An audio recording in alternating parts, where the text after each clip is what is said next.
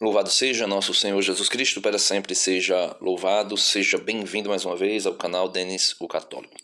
Meus amados irmãos, fazendo aqui uma análise de um breve corte, do debate entre o Paulo Cogos e o ateu Antônio Miranda, com todo respeito a ambos, não conheço pessoalmente nenhum deles, mas vejo algumas coisas aqui na internet. O ateu Antônio Miranda vai dizer que o Deus de Paulo Cogos é inexistente. E ele vai usar oito argumentos para dizer que Deus não existe, que Deus é inexistente. Primeiro, essa definição, existir ou não existir, para Deus, ela não é possível. Porque a própria Bíblia, vão dizer, mas a Bíblia não vale porque eu não acredito na Bíblia. Aí é um problema de quem não tem fé. Porém, a própria Bíblia vai dizer que Deus, ele é o que é, Eu sou o que sou, Então, logo, Deus não pode ser abarcado nesses conceitos humanos de existência ou não existência. Então, mesmo nas questões filosóficas, isso aí seria impossível dizer que Deus existe ou não existe. Porque, na verdade, Deus é e Deus está para o além de qualquer coisa existente. Porque o que existe passou a existir por meio dele. Então, logo, esse primeiro argumento é impróprio, não cabe. Mas ele vai usar argumentos, 8 argumentos. Por exemplo, um argumento, Deus é invisível. Primeiro argumento. Estou dando só um exemplo aqui, mas eu vou colocar o vídeo dele e a gente vai refutando cada argumento que ele vai falando a respeito de Deus. Primeiro, ele consegue colocar esses 8 argumentos e se fundamentar nesses 8 argumentos, porque ele é o ateu que não acredita nem no Jesus histórico. Então, ele nega toda a historicidade do povo hebreu, que narra, pelo menos os apóstolos e outros historiadores narram que Jesus existiu. Jesus, o filho de Maria e o filho de José, existiu na história, ou seja, existe um Jesus histórico. Entre crer que esse Jesus histórico é Deus ou não é, isso aí fica a critério de qualquer um. Porém, Jesus existiu. O Jesus histórico existiu. E para nós cristãos, o Jesus histórico é Deus. Então, logo, todos os argumentos colocados pelo Antônio Miranda contra o Deus dos cristãos já não existe, já é inválido, cai por si só. Mas vamos ver aí o que é que ele vai dizer. O Deus dele, ele falou da mente de Deus, que a mente do Deus dele não tem parte, O Deus dele não tem nada. O Deus dele é invisível. Pronto, ele está dizendo aí que Cogos falou da mente de Deus, que a mente de Deus não tem partes. Por quê? Porque Deus, muita gente vai dizer assim, Deus ele é complexo, As coisas complexas, elas têm partes. E quando Cogos vai dizer que a mente de Deus não tem partes, ele tá querendo dizer que Deus é simples. Simples no sentido de que não tem partes. Deus é somente isso. Deus é o todo de tudo. Então, ele não tem partes, As coisas criadas têm partes. Por exemplo, eu tenho partes complexas, sim, mas tenho partes. Deus não tem partes. Deus é o todo, Eu sou o que sou, Então, ele vai dizer, ele até fala aí, o primeiro argumento é invisível. É como o dragão da garagem que o Jason tinha falado para vocês na live anterior, Então ele está dizendo, Deus é invisível, é como o dragão da garagem que Jason tinha falado para vocês na live anterior. Então logo, ele vai argumentar que Deus é invisível. Só, meus irmãos, que o Deus que ele diz que é invisível, na verdade é visível. Deus é visível. Por quê? São João, eu vou ler a Bíblia, eu vou refutar os argumentos dele todo com a Bíblia. São João capítulo 1, versículo 18, vai dizer assim, ninguém jamais viu Deus. Ninguém jamais viu Deus. Então aqui, logo, Deus é invisível. Deus Pai é invisível. Então ninguém jamais viu Deus. Porém, Jesus diz, o Filho unigênito que está no seio do Pai, este o deu a conhecer. Então, logo, o Deus que é invisível, veja, o Deus que é invisível, como ele está dizendo aí, o Filho unigênito, né, este o deu a conhecer. Colossenses, carta de São Paulo aos Colossenses, no capítulo 2, versículo 9, veja o que é dito, né? Colossenses capítulo 2, versículo 9, veja o que diz para quem está querendo argumentar contra um Deus invisível.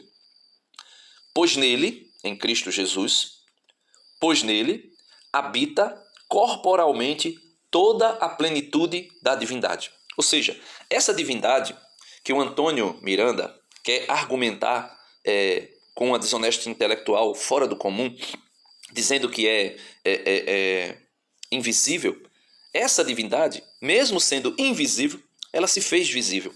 Onde? Em Jesus. Jesus histórico existe. Antônio Miranda não acredita, mas aí é um problema dele.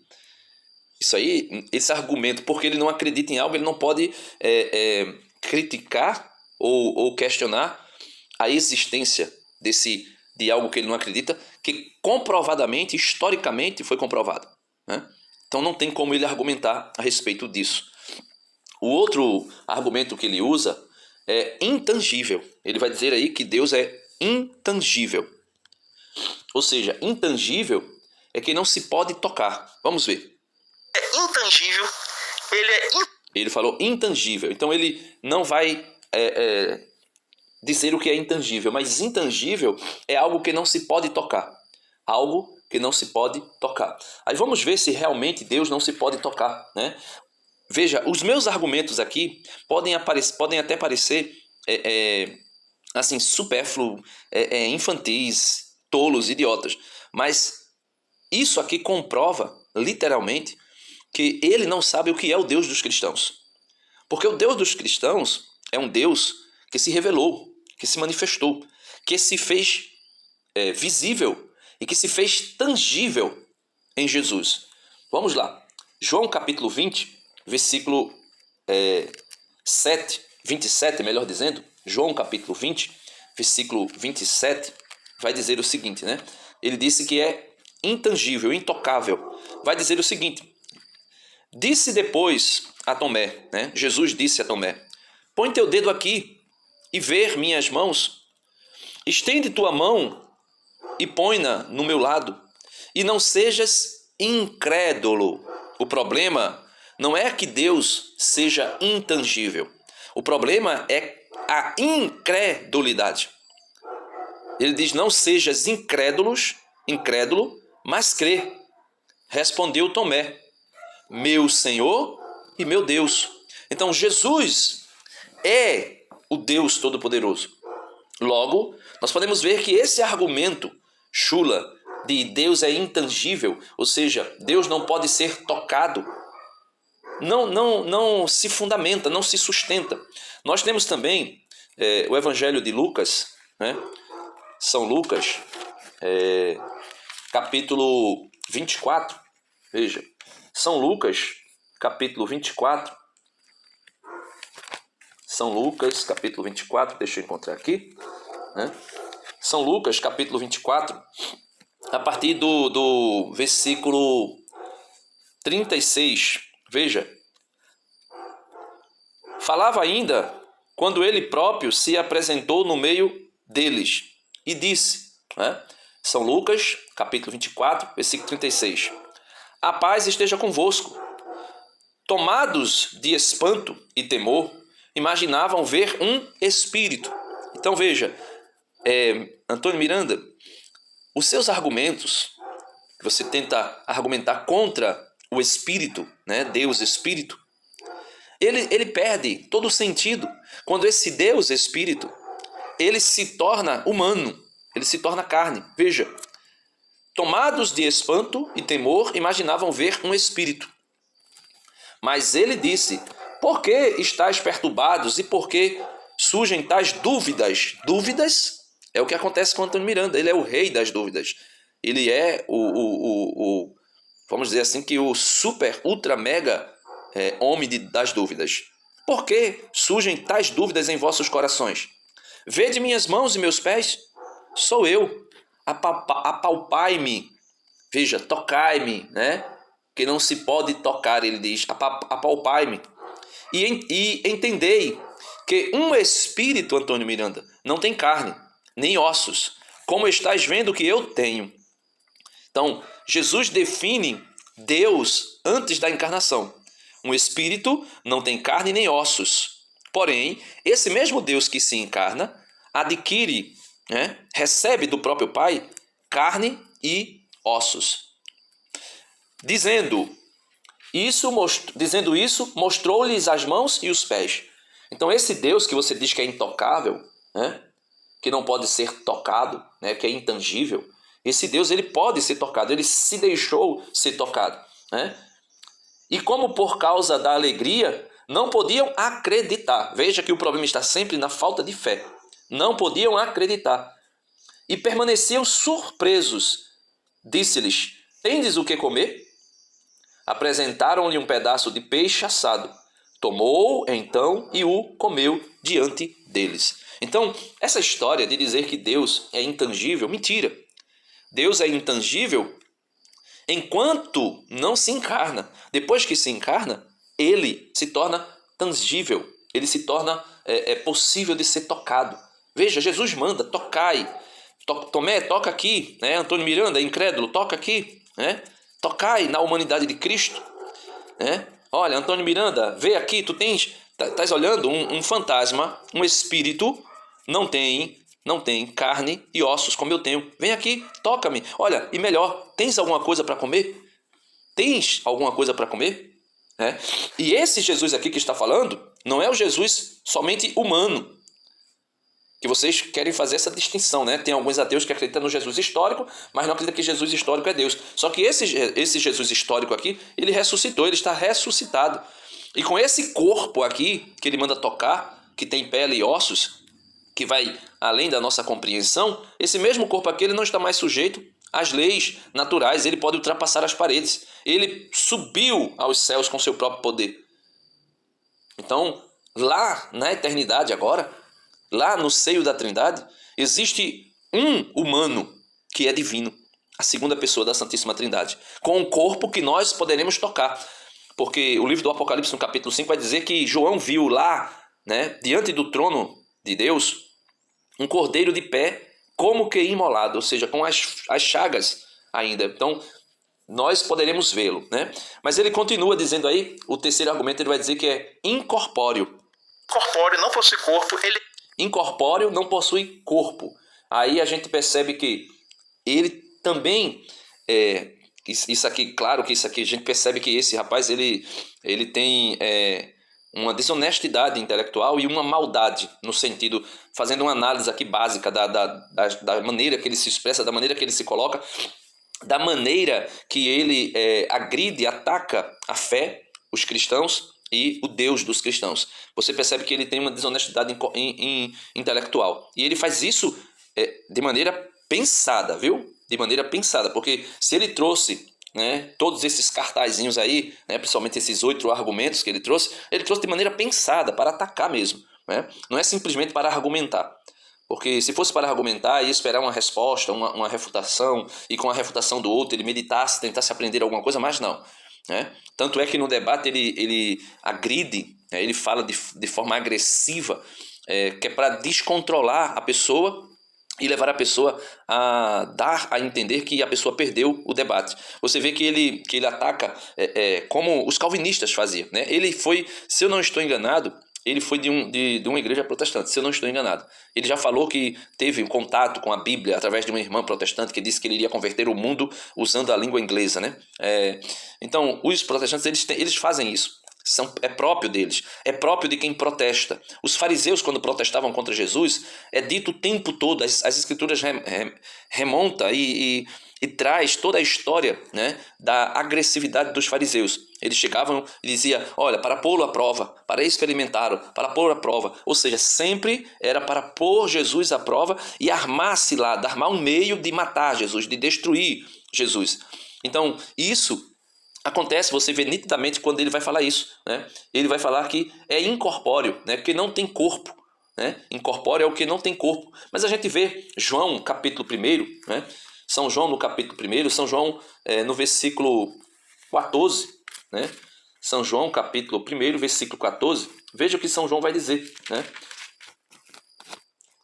E o verbo, né? Porque lá no princípio, ó, primeiro versículo de João, João capítulo 1, versículo 1. No princípio era o verbo, e o verbo estava com Deus, e o verbo era Deus. Então Jesus é Deus. E esse mesmo verbo, versículo 14, João 1,14, vai dizer: e o verbo se fez carne, ou seja, se fez corpo e habitou entre nós. Né? Não somente se fez corpo, mas eu estou dizendo assim porque se fez carne, carne é algo visível, que pode ser tocado, né? Pode ser tocado. Aí ele vai dizer: e o verbo se fez carne e habitou entre nós.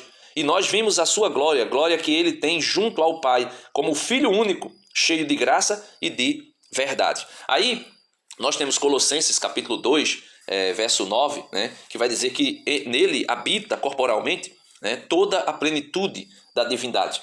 Só que eu não queria, né, somente ler aqui carta aos Colossenses, capítulo 9 vai dizer: pois nele habita corporalmente toda a plenitude da divindade. Mas nós temos aqui a carta aos Hebreus, capítulo 10, versículo 5, vai dizer o seguinte: por isso, ao entrar no mundo, ele afirmou. Por isso, né, Jesus que sai da eternidade, que enquanto estava lá sem se manifestar, era invisível, era intangível, era incorpóreo. Por isso, ao entrar no mundo, ou seja, sair da eternidade e entrar no tempo, né, no espaço-tempo, ele afirmou: tu não quiseste sacrifício e oferenda.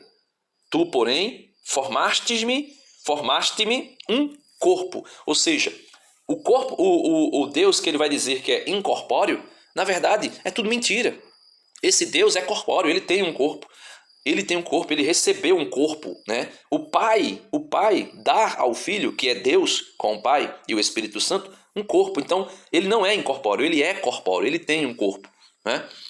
E ele agora vai falar do incognoscível. Incognoscível.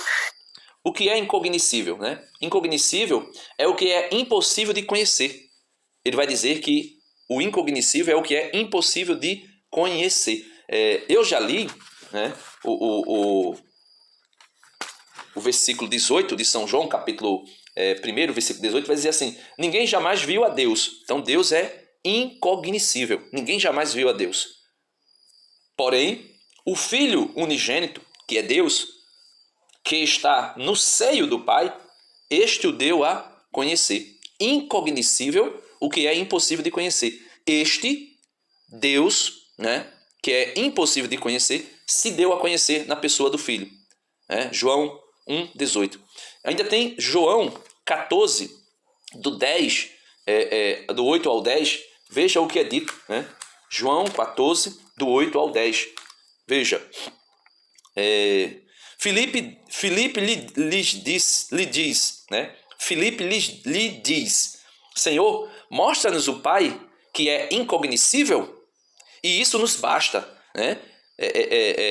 Miranda gostaria muito de ver Deus Pai, que é incognoscível, e isso acredito que para ele bastaria, apesar que eu acho que nem isso bastaria, né? Ele iria dizer que era um transe da mente dele, era uma invenção da mente, que a mente humana tem complexidades e nessa complexidade ela tem atributos, não vou dizer atributos, mas capacidade de criar fantasias, né? Como o dragão da garagem.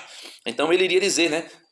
Senhor, mostra-nos o Pai, isso nos basta. Não bastaria para ele, porque ele iria dizer que era um dragão da garagem criado pela sua mente, né? Sua mente fantasiosa, como ele vem aí, né? Com tantas fantasias, né? Diz-lhe Jesus: há tanto tempo estou convosco e tu não me conheces, Filipe? Há tanto tempo que eu estou convosco e tu não me conheces, Miranda? Quem me vê, vê o Pai, que é incognoscível. O Pai que é incognoscível, quem me vê, vê ele. Aí como podes dizer: mostra-me o Deus incognoscível? Mostra-me o Pai incognoscível? Jesus diz para Miranda. Aí Jesus vai dizer: não crês? A falta aqui, volto a dizer, o problema é a fé. O problema é fé. Fé. Quem não tem fé, infelizmente, é uma pessoa completamente desorientada, né? Quem não tem fé é uma pessoa, como Jesus disse, quem crê se salvará. Quem não crê já está condenado, já se perdeu, né? Por quê? Porque fica perdido nas suas fantasias e nos seus delírios, né? Jesus diz, não crês que estou no Pai e o Pai está em mim? Aí ele diz, as palavras que te digo, Miranda, não as digo por mim mesmo, mas o Pai que permanece em mim realiza suas obras. Crede em mim, Miranda. Eu estou no Pai e o Pai está em mim. Crede-o ao menos por causa dessas obras. Crê ao menos pelas obras que Jesus fez, Miranda. Em verdade, Jesus diz, em verdade te digo, Antônio Miranda, quem crê em mim fará as obras que faço e fará até maiores do que elas, porque vou para o Pai. Então, ele também vai usar até essa fala de Jesus para contra-argumentar, né? Como se, porque nós cremos, nós iríamos ter o controle de Deus. Quando, na verdade, Jesus chega diante de Marta, do túmulo de Lázaro, e Marta diz, se o Senhor estivesse aqui, ela crê, veja, ela crê. Se o Senhor estivesse aqui, meu irmão não teria morrido. Jesus diz, tu crê que ele ressuscitará? Ela diz, eu acredito que ele ressuscitará no último dia. Jesus vai dizer, eu sou a ressurreição e a vida. Quem crê em mim, ainda que esteja morto, viverá. Aí ele vai dizer assim, porque quem crê, né? Quem crê, verá a glória de Deus. Se tu creres, tu verás a glória de Deus. Se tu creres, Miranda. Agora, se tu não creres, tu não verás sinal algum. Então você vê que o problema desse rapaz não é Deus. O problema dele é a incredulidade dele. Né? Ele é uma pessoa mal resolvida. É a incredulidade dele. Né? Vamos aí para... eu acho que é o quinto. Né? O quinto que é atemporal. Né? Vamos ver. Ele é atemporal, ou seja, ele não está no tempo. Ele está dizendo que Deus é atemporal, que Deus não está no tempo. Então, logo a gente percebe que ele usa, né, palavras, assim, como sofisma mesmo, né, embuste, né? Vamos dizer que, na verdade, o que de fato é que ele faz um embuste, né? Usa sofismas, palavras que nem ele mesmo acredita no que ele está dizendo, mas ele finge acreditar no que ele está dizendo somente para poder levar as pessoas a desacreditar em Deus. Né? Então ele vai dizer que ele é atemporal. Então nós podemos ver que isso é mentira. Na carta de São Paulo aos Gálatas, capítulo 4, vou tomar aqui, né? Carta de São Paulo aos Gálatas, capítulo 4, veja o que é dito aqui. Né? Gálatas 4:4, né? Gálatas 4:4 vai dizer assim, ó, mas quando veio a plenitude dos tempos, Deus enviou seu Filho, que nasceu de uma mulher, e nasceu submetido a uma lei, a fim de remir os que estavam sob a lei, para que recebêssemos a sua adoção. Então, logo, na plenitude dos tempos. Que plenitude dos tempos foi essa? Que plenitude dos tempos foi essa? Ano zero. O ano zero da era cristã. Né? Claro que tem aí uma questão que vai dizer que Jesus nasceu por volta do ano 4 ou 6, né, antes de Cristo. Uma questão de erro de cálculo histórico, isso pode acontecer. Mas o fato é que Jesus nasceu onde tinha Herodes, Tibério César, onde estava Pilatos, ou seja, Anás, Caifás e inúmeros historiadores falam desses homens. E Jesus nasceu nesse período. Então, quando ele vem dizer que Deus é atemporal, ou seja, que não está no tempo ou que está fora do tempo, esse Deus que está fora do tempo, ele se fez presente no tempo. Então, João 1,14 também vai dizer, né, na plenitude dos tempos, o Verbo eterno, que era Deus, se fez carne e habitou entre nós. Então, é um argumento, não, como eu disse, são argumentos fantasiosos, criados segundo a cabecinha dele, né, segundo a mentalidade dele, e ele quer empurrar de goela abaixo nas pessoas. Vamos ver aí o oitavo, né? O sexto argumento chula. Ele é espacial, ele não está no espaço. Ele é espacial, para argumentar que Deus não está no espaço.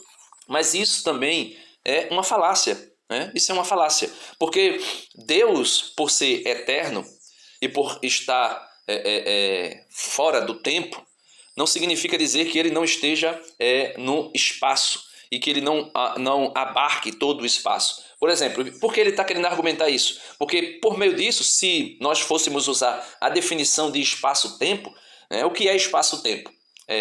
O espaço-tempo é vamos dizer assim, o que abarca todas as coisas finitas e todos os corpos existentes. Então, logo ele iria dizer, se o espaço-tempo abarca todas as coisas finitas e todos os corpos existentes, então Deus é finito, seria uma coisa, porque estava ali num espaço-tempo. Só que, porém, Deus se torna acessível no espaço-tempo. E ele demonstra isso. O livro do profeta Isaías 66, capítulo 66, versículo do 1 ao 2, veja o que vai dizer. Eis o que diz o Senhor. O céu é o meu trono e a terra meu escabelo. Que casa poderias construir-me? Que lugar poderias indicar-me para a moradia? Fui eu quem fiz o universo e tudo me pertence, declara o Senhor. É o angustiado, Antônio Miranda, que atrai os meus olhares. Deus olha para ti, Antônio Miranda. O coração contrito que teme minhas palavras. Porém, você não teme as palavras do Senhor, porque tu és angustiado, mas tu não tens um coração contrito. Então, logo esse Deus, que ele quer alegar que seria uma coisa finita, se estivesse no espaço-tempo, logo esse Deus, ele está sentado no céu e a terra é o local onde ele põe os seus pés. Será que esse Deus é grande, Antônio Miranda? Será que esse Deus está no espaço-tempo? Ele não está, não é porque o espaço-tempo abarque ele, seja maior do que ele, mas é porque ele está para além do espaço-tempo. E isso mesmo ele define quando vai dizer, que casa poderias construir-me? Que lugar poderias indicar-me para morar? Ele vai dizer, fui eu quem fiz o universo. O universo que é complexo, que você admira tanto, que você, segundo você diz que ama tanto. Foi Deus que fez. Então, logo esse Deus que é espacial, que você diz, ele está no tempo. Ele está no espaço. Ele está porque ele construiu, porque ele se assenta no céu. A terra é o seu escabelo dos pés. Ele, na plenitude dos tempos, se fez carne e nasceu de uma mulher. Ele, em João 1,14, vai dizer que se fez carne e habitou entre nós. Então, logo, ele não é espacial. Ele está. Só que o espaço não abarca ele, como ele mesmo diz. Que lugar poderias indicar-me para morar? Que casa poderias construir-me? Aí ele diz, por quê? Por que tu não podes fazer isso, Antônio Miranda? Por que tu não podes abarcar Deus como uma coisa finita ou como um corpo existente no espaço-tempo? Ele vai dizer, porque fui eu quem fiz o universo. Quem é maior? O que é feito ou o que faz? Quem é maior? Quem é maior? Aquele que foi feito por aquele que faz ou aquele que faz por aquele que foi feito? Quem é maior? Quem é maior? Aquele que faz ou aquele que foi feito? Então, logo essa argumentação a gente percebe que é esdrúxula, que não tem condição. Então, ele vai para a sétima, vamos lá. Ele é indetectável Ele é indetectável. Indetectável é algo que não se consegue detectar, que não se consegue detectar. Ou podemos dizer tocar, sentir, apalpar. Só que João 1,18 vai dizer que o Deus que é indetectável se tornou detectável, conhecido por causa do Filho que o apresenta. Lucas capítulo 8, Lucas capítulo 8, versículo do 43 e seguinte, veja o que vai dizer. Ora, uma mulher que padecia de um fluxo de sangue havia 12 anos e tinha gasto com o médico todos os seus bens, sem que nenhum a pudesse curar, aproximou-se dele. De quem? De Deus. De Deus. Por detrás. E tocou-lhes a orla do manto. E no mesmo instante lhe parou o fluxo de sangue. Jesus, que é Deus, perguntou, quem foi que me tocou? como todos negassem, Pedro e os que com ele estavam disseram: Mestre, a multidão te aperta de todos os lados. Jesus replicou: Alguém me tocou, porque percebi sair de mim uma força. A mulher viu-se descoberta e foi tremendo e prostou-se aos seus pés e declarou diante de todo o povo o motivo por que o havia tocado e como logo ficara curada. Jesus disse-lhe: Minha filha, a tua fé te salvou, vai em paz. A tua fé, Antônio Miranda, te salvará. A tua fé. Se tu creres, tu verás a glória de Deus. Se tu creres, tu serás salvo. Se tu não crer, tu já estás condenado. É o que diz Jesus. Então, esse Deus que é indetectível, que ele vai dizer, se deixou conhecer através do seu filho. O seu filho, que é Deus, permitiu ser detectível, permitiu ser tocado, ser alguém se aproximar dele, abraçar, tocar e tudo mais. E ele vai aí falar do oitavo, né? O oitavo argumento sofista, né? Vamos lá. Imaterial. Aí ele diz que é imaterial. O que é imaterial? Que não tem matéria, né? Que não tem matéria. Então, que não pode ser, vamos dizer assim, passado por um crivo, por uma experiência, né? Por um experimento, para ser detectável, para ser comprovado, porque não tem matéria, é imaterial. Só que João 1,14 vai dizer que o imaterial se fez matéria, se fez carne, né? Hebreus 10,5 vai dizer que aquele Deus Pai, que é imaterial, deu ao seu filho um corpo. Então, logo, nós podemos ver nitidamente que os 8 argumentos que o ateu usa para dizer que o Deus do Paulo Cogos, que é o mesmo Deus que eu, pelo menos eu acredito que, mesmo ele sendo sedevacantista, mas ele acredita no Deus Pai, Filho e Espírito Santo, na Santíssima Trindade, né? É inexistente, quando na verdade ele é existente, né? Ele existe. Por quê? Porque mesmo ele sendo espírito, ele também se faz, né, matéria para que nós possamos chegarmos a ele, né? São Tiago vai dizer que ele habita em luz inacessível, ou seja, ninguém poderia chegar até ele, ninguém poderia conhecê-lo. E a mente humana jamais poderá conhecê-lo perfeitamente do jeito que ele é. Por quê? Porque ele habita em luz inacessível, ele é inacessível. Só que esse Deus que é inacessível, ele quis se revelar, ele se revelou ao ser humano, né? Ele se revelou a Adão, a sua obra criada, ele se revelou a Noé, ele se revelou a Abraão, ele se revelou a Isaac, ele se revelou a Jacó, ele se revelou a Moisés na sarça ardente, né? Um fenômeno, um pé de árvore que queimava, né? Pegava fogo, melhor dizendo, mas não se queimava, não se consumia. Por quê? Porque é um Deus que faz isso, né? E assim sucessivamente. Mas vamos ver aqui como é que ele conclui a falácia dele, né? Ou seja, Deus tem todos os atributos daquilo que não existe. Todos os atributos de algo que não existe definem Deus.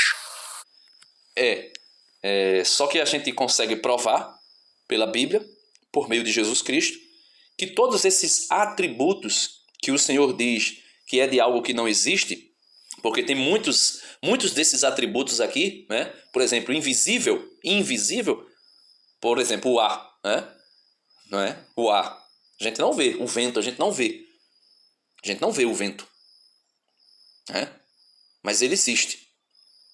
O tempo, a gente não vê o tempo. A gente pode contar o tempo, mas a gente não vê o tempo, né? E tantos outros, né? Por exemplo, ele vai dizer intangível. Tem coisas que o homem não conseguiu, né? O que é intangível? Que não se pode tocar. Tem coisas que o homem não consegue tocar, né? Isso na obra criada. Por quê? Porque está longe de nós, porque a gente não tem acesso, porque a gente não conhece, porque a gente não vê, porque... Então, é energia pura. A gente pode sofrer uma descarga elétrica, né? Então, assim, tem coisas que eu não estudei metafísica, mas, assim, a gente vê que todos esses argumentos, eles caem por terra quando nós olhamos para o Cristo. Quando nós olhamos para o Cristo, esses argumentos caem por terra. E o problema dos ateus é exatamente esse. É a falta de fé. Né? Quem tem fé, né? O autor da carta aos Hebreus vai dizer que sem fé é impossível agradar a Deus. Né? Pode até ter um coração perturbado. E Deus olha para aqueles que estão de coração angustiado, perturbado. Mas Deus não pode se aproximar de um coração incrédulo. Infelizmente. Né? Deus até se aproxima para revelar-se a ele e fazer com que ele creia. Mas se ele continuar insistindo na falta de fé, né, vai padecer. Né? Vai padecer, vai sofrer, vai morrer. Então é isso aí. E ele conclui aqui com o quê? Então o Deus dele é um Deus inexistente. Então o Deus dele é um Deus inexistente. Logo a gente vê que é a falácia da falácia. Então aí está aí refutado, todos os argumentos dele estão refutados. E nós podemos ver nitidamente que é falácia, é embuste. E isso consegue alcançar, por incrível que pareça, muita gente que tem a fé ainda como crianças tomando leite. E também pessoas que estão aí revoltadas com Deus ou revoltadas com pessoas que deveriam apresentar a verdadeira face de Deus por um testemunho, quando na verdade dão um contra-testemunho. E isso é o que tem tornado muitas pessoas ateias, como esse rapaz aí. Né? Então, Deus abençoe a todos e não se esqueça, dá uma curtida no vídeo, se inscreve no canal se você não é inscrito, compartilhe esse conteúdo, deixa aí um comentário o que é que você achou disso, o que é que você achou das argumentações dele e das minhas refutações, né, da minha contra-argumentação a respeito desses 8 argumentos esdrúxulos.